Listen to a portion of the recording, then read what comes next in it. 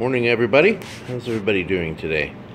So it's been a couple days and I feel bad because on the last vid I had a question from Raven, a new member on DIY molds, and I forgot to answer his question, so I'll just go over it. He was asking what do I put down for release on the model before I put my glass on. So this is what I use now.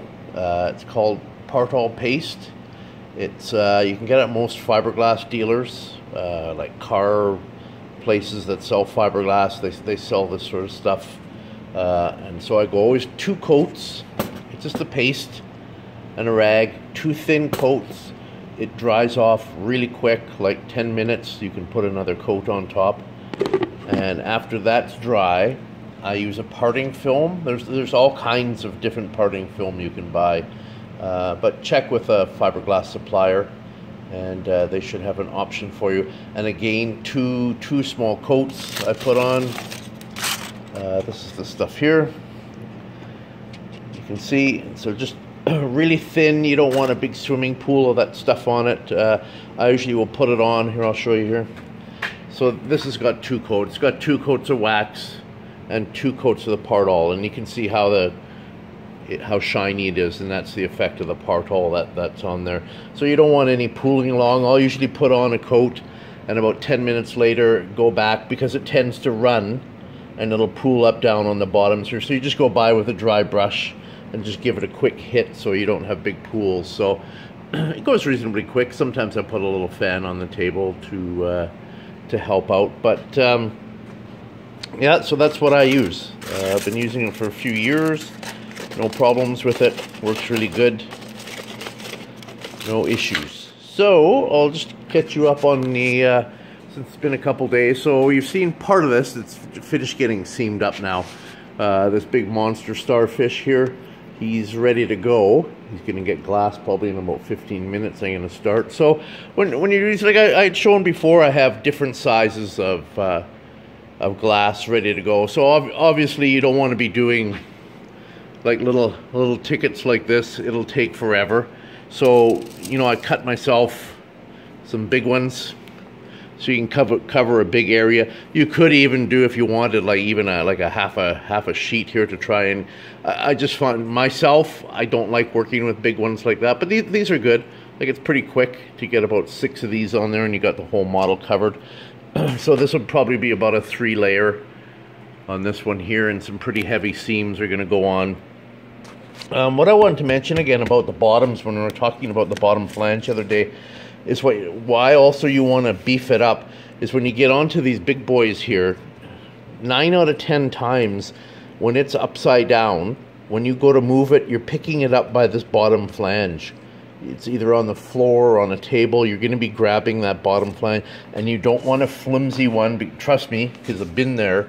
And you go to pick it up and you hear that awful crack noise, and that's you're snapping your bottom flange. So you always want to have that big and beefy. If you've got something, you know, anything over there, like say the 22 kilo range, like 50 pounds, once you start getting up into those weights, you just want to make sure that you got a good base on there. So, because you will be picking it up from the bottom to move it around, so you don't want to, don't do a single or a double, because it just won't hold up to the weight. So I got a couple other new little pieces on the bunnies. I've got these little pots were on the other day when I did something different. I just put some foil in, because a little birdie told me to try that, putting some foil in first to help with that initial first pull. So we'll give that a go. Little dragon guy here with some funny seams. I've got this log planter coming. You can't see it on the table over there. I got a couple plugs. There's a plug going to be here for the centerpiece. And we got the redo on the old hedgehog that didn't work out last year too well. So he's ready to roll along too. So I'll keep everybody posted how things are going. And again, keep asking questions, folks. If you need some answers to questions, just YouTube or on DIY Molds, give me a buzz. And away we go. Oh, I just want to mention one more quick thing there. If you're on YouTube and you're watching this and you follow the link to DIY Molds and you want to join, I've mentioned this before. There is an expectation when you join it says right when you're registering your name, it says you must go to the new members area and introduce yourself. Don't expect a big story. You don't have to use your real name. You don't have to say what city you're in, whatever. But just if you're a newbie to the craft, if you've been around for a while, if you have something to offer, but be an active member. Don't join and then turn into a lurker. Don't say anything, and then, because you will be banned from the forum.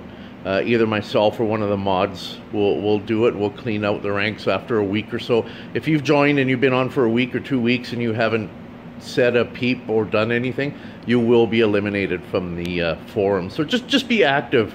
You know, look through the threads. You know, comment on people's work. That's all it takes to keep sticking around. So anyway, folks, hope to see you all there, and take care, and bye-bye for now.